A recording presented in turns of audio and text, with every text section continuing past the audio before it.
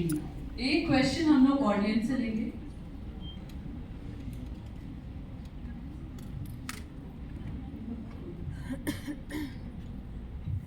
So we spoke a lot about premarital sex and even abortion. Since there are a lot of young kids here, I would like the doctor to explain a little bit more on the side effects of taking birth control, because that is also very much there. And secondly, a lot of times while people have unprotected sex, they pop IPL as something that is just okay. But apparently, I read that a female body cannot take IPL that regularly, and also even if a lot of time when they get pregnant, they think that abortion is just a pill. You just have it and it will be fine. But the damage it can cause 5 years later or 10 years later when they want to have a child. So something ये बहुत important बात आपने उठाई and I really appreciate that question.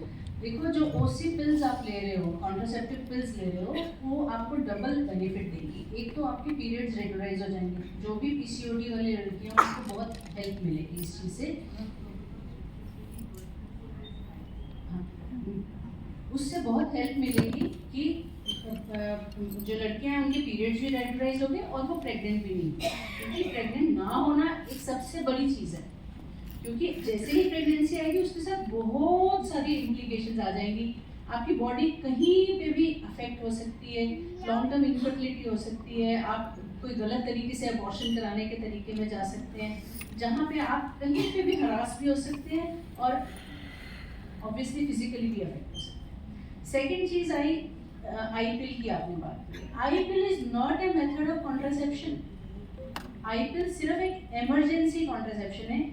वो उन couples के लिए जो मैरिड हैं कि अच्छा भूल गए हम इस साइकिल में हमने टैबलेट्स नहीं खाई थी, इसलिए आप जिंदगी में IPL सिर्फ 1 या 2 बार ही इस्तेमाल करो, उससे ज़्यादा नहीं. IPL को ये तरीका नहीं है कि आपने पूरी साइकिल आपने अनसेफ सेक्स किया और उसके बाद आप IPL खा ली, 2 IPL एक दिन खा ली, अगली IPL 4 दिन बाद खा ली. That is not the solution. उससे आपके पीरियड्स इरेगुलर हो जाएंगे और आपकी बॉडी बिल्कुल हार्मोनली अफेक्ट हो जाएगी. अब तीसरी चीज़ अनसेफ एबॉर्शन, वो सबसे बुरी चीज़ है. जो over the counter available drugs हैं, MTP पिल्स अवेलेबल हैं, मैं गवर्नमेंट से स्ट्रांगली कहूँगी कि वो ड्रग्स अवेलेबल नहीं होनी चाहिए. They should be strictly ban. जब कोई बच्चा हमारे पास अबॉर्शन के लिए हॉस्पिटल में आता है तो हमें गवर्नमेंट की गाइडलाइंस हैं कि उनकी आप उनसे साइन लोगे, कंसेंट लोगे, उनको डूज एंड डोंट्स बताओगे, उनको आप टैबलेट्स प्रिस्क्राइब करोगे, उनको अपने सिस्टम में लोगे और वो सिस्टम आप गवर्नमेंट को इन्फॉर्म भी करोगे कि ये बच्चा हमारे पास आया, इसने पिल्स खाई, ये लड़की आई, ये लेडी आई, इतने अबॉर्शन हमने इस हफ्ते में करें. लेकिन जो केमिस्ट के पास ड्रग्स मिल रही है उनका हिसाब कहाँ है?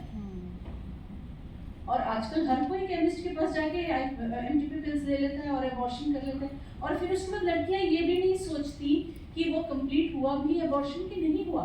कितने सारे ऐसे लोग आते हैं कि पिल्स खा ली, उसके बाद पीरियड आया 2 दिन और वो प्रेगनेंसी सीधे 26 हफ्ते पर पता चल रही है कि वो तो प्रेगनेंसी चलती रही, पता ही नहीं चला, वो अबॉर्ट ही नहीं हुआ. उस बच्चे का क्या करें? उसमें तो 5% चांस है आगे जाके एबनॉर्मलिटीज होने का. तो 26 हफ्ते में फिर डॉक्टर उसमें फंसा कि अब सरकार से परमिशन कैसे लूँ मैं इसको अबॉर्ट करने. सो ये चीज़ें बड़ी इंपॉर्टेंट है.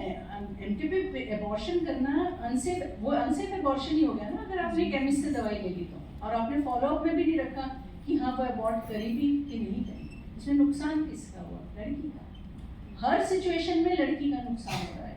That she has to realise. जब भी वो इन सब इवेंट्स की तरफ जाती है तो शी हैज़ टू अंडरस्टैंड कि वो जो भी कदम उठाएगी उसमें उसी की सिर्फ बॉडी अफेक्ट हो रही है, लड़कों का कुछ नहीं चलता.